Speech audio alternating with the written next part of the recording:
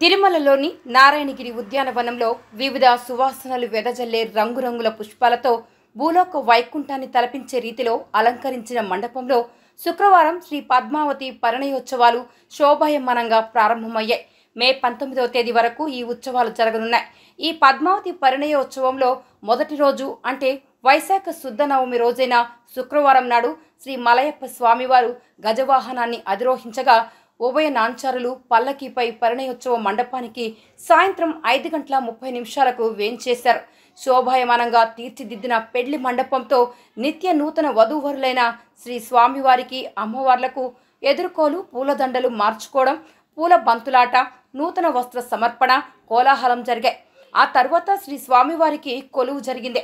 ఈ క్రతువుల అనంతరం చతుర్వేద పారాయణం, మలహరి, దేశిక, సౌరాష్ట్ర వారాహి, కాతన కుతూహల, నీలాంబరి రాగాలు, వివిధ తాళాల వాయిద్యాల నడుమ స్వామి అమ్మవార్ల కళ్యాణం అంగరంగ వైభవంగా జరిగింది.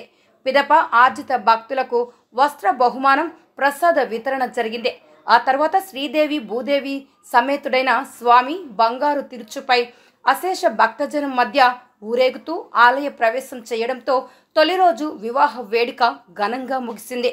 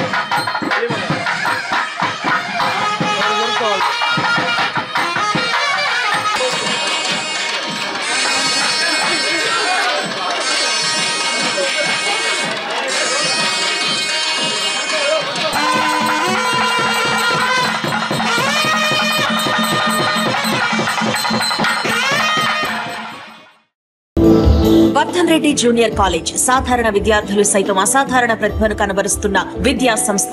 ఐఐటి అయినా నీట్ అయినా వర్ధన్ రెడ్డి కాలేజ్ నంబర్ 1. 30 సంవత్సరాల అనుభవం గల అధ్యాపకులచే ఉన్నత విద్యా ప్రమాణాలతో నడపబడుచున్న విద్యా సంస్థ. చంద్రశేఖర్ రెడ్డి గారి ఆధ్వర్యంలో నడపబడుతున్న విద్యా సంస్థ వర్ధన్ రెడ్డి జూనియర్ కాలేజ్, గోమతి నగర్, నెల్లూరు.